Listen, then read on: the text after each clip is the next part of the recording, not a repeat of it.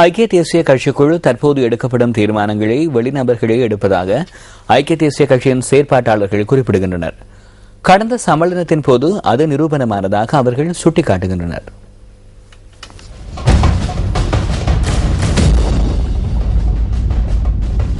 நாட்டில் உள்ள மிகவும் பழமையான கட்சியான ஐக்கிய தேசிய கட்சிக்காக வாழ்நாள் முழுவதும் அர்ப்பணிப்புடன் செயற்பட்டவர்கள் பலர் இருக்கும் போது வெளிநபர்கள் எடுக்கும் தீர்மானங்கள் மூலம் கட்சியை வெற்றி பெற வைக்க முடியாது என்பது செயற்பாட்டு உறுப்பினர்களின் கருத்தாகும். அவ்வாறான வெளிநபர்கள் எந்த ஒரு அரசியல் கட்சியிலும் இருக்க முடியாத நிலை உருவாகியதன் பின்னர் ஐக்கிய தேசிய கட்சிக்கு தாவியவர்கள் எனவும் கட்சிக்காக அர்ப்பணிப்புடன் செயற்பட்டவர்கள் அல்லவெனவும் அவர்கள் கூறுகின்றனர். வேறு அரசியல் கட்சிகளில் சலுகைகளை அனுபவித்து அவை அற்றுப்போனமை அல்லது மட்டுப்படுத்தப்பட்டமையினால் அவ்வாறான வெளிநபர்கள் ஐக்கிய தேசிய கட்சியில் இணைந்து கொண்டுள்ளனர் என அவர்கள் சுட்டிக்காட்டுகின்றார்கள். இம்முறை சம்மேளனத்தின் போது கட்சி யாப்பில் மேற்கொள்ளப்பட்ட பிரதான திருத்தங்களை முன்வைத்தவர்கள் இவ்வாறான வெளிநபர்களே எனவும் ஐக்கிய தேசிய கட்சியின் செயற்பாட்டாளர்கள் குறிப்பிடுகின்றனர்.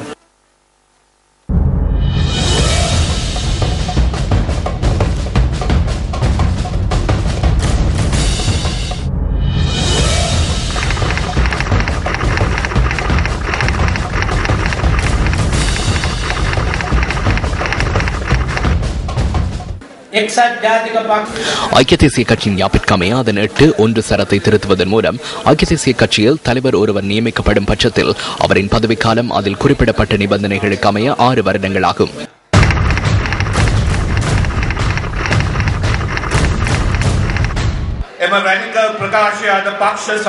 ரெடிக்கல் அறிக்கையை இன்றைய கட்சி சம்மேளனத்தில் நிறைவேற்றி 2013ஆம் ஆண்டு அதனை மேலும் விரிவாக்கி தேசிய ரீதியிலான கருத்து மேடைக்கு கொண்டு செல்ல வேண்டும் என யோசனை வழங்கப்படுகிறது.